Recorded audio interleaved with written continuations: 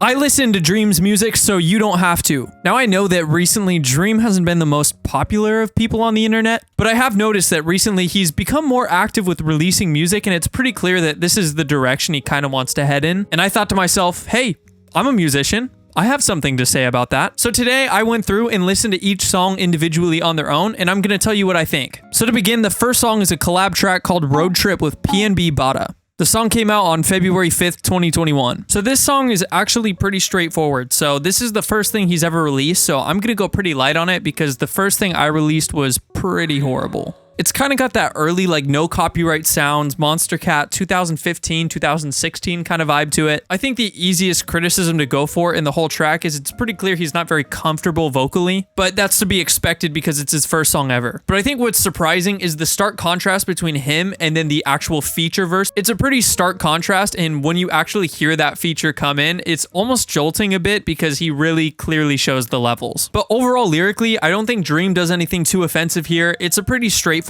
song. Overall, it's not a bad song, and once you have a strong audience like Dream, it's pretty easy for something like that to go insanely viral like it did. One more note I also wanted to say is the song is pretty short. It's only 2 minutes and 13 seconds, so when it ended, I kind of had this feeling like, oh, okay, that's it. Next up on the list is, of course, everybody's favorite, Mask, and this song dropped May 21st, 2021. This is Dream's first solo release, and you can hear that he's definitely trying to do more. Vocally, you can definitely hear more range, and then when it comes to the mix of the song or the leveling of the song, you can hear that everything is just a bit more cleaner and sharper. My main criticism with this track is that when you start getting into the higher register, it gets a little tricky, and you can hear that he's struggling to stay on pitch. Specifically, the part that stood out to me on the chorus is the word terrifying. You can hear that it really kind of fell flat. Again though, because he's so early on, it's pretty much to be expected that things are going to be rough like this, but I do want to give props that he is trying to expand his vocal range. The production of this song is definitely a bit more interesting than the last one as well. They're using like a rock acoustic drum kit, and I actually think it sits pretty nice. Another gripe of mine is one that I think most people are unfortunately going to feel the same way about. Lyrically, this song starts to get a little rougher when you get to the second half of the song. Words that I wrote down here that really didn't sit right with me is one, he says okay-ish, and then he follows that up about 20 seconds later with failing all of my classes, they think I need glasses. Of course, we're going to be a little charitable because this is only his second song, but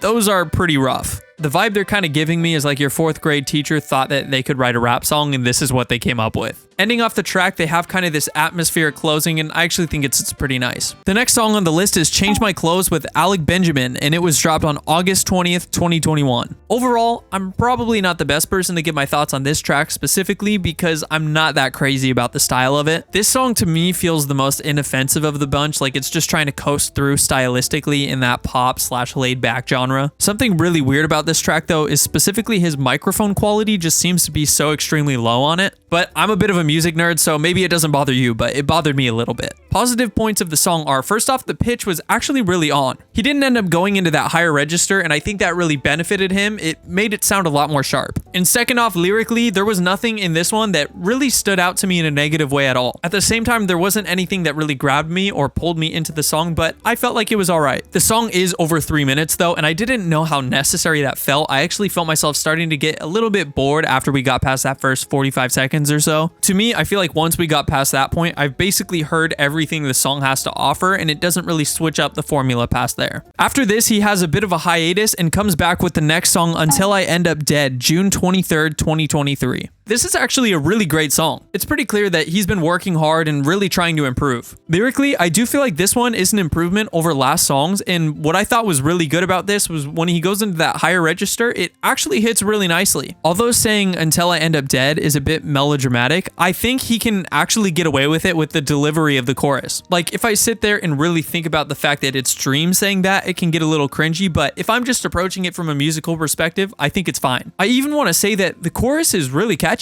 When it comes to these other songs, remembering the vocal melodies and lines is kind of difficult, but this one, I can still specifically remember the chorus. Production-wise as well, the song is pretty engaging and keeps me interested and actually looking forward to the next sections that are coming throughout the whole thing. And finally, the most recent song up to date is Everest, and this song came out July 28th, 2023, and it has a feature by Young Gravy. This is definitely his cleanest intro to date, and it had me really excited to hear what the rest of the song has to offer. But unfortunately, when we get to the chorus, I feel like things fall apart a little bit. Weirdly enough, I felt like there was a certain muddiness over the track. Also, performance-wise, I don't think it's his best to date. To me, I felt like the chorus was a bit annoying and grating, and I knew that it was going to return later. After that, we go into the Young Gravy feature, and it's about what you would expect from a Young Gravy feature. He's a bit witty, it's confidence, he's just kind of going with it. Although I will say that stylistically, it kind of fits in a little strangely. This is definitely the bag play where they're both just trying to get a little bit of cash, and I respect it. It just feels ever so slightly out of place. Eventually going into Dream's verse, this one feels a bit phoned in. We're using some of the lyrics from earlier in the track, and I even felt like his vocal flowing and rhythm seemed to feel a little unpredictable. I felt like this time, like I couldn't really follow him. Also, we have a couple more shaky notes getting back to the final chorus, which I said is already a little grating and annoying. Overall, it's not the worst song ever. If I hear it, I'm not going to cover my ears and start screaming or anything. I just felt like it was kind of okay. But yeah, that's all of the songs Dream has released up until now. There are definitely things that he's doing right, and with all of the resources he has, he definitely should. And as for the things that might be quote unquote wrong or not as well done, he's definitely going to work on them. For somebody's first 5 songs, you can definitely hear clear improvements, and you can hear the direction that he even wants to go as an artist. So yeah, those are all my thoughts.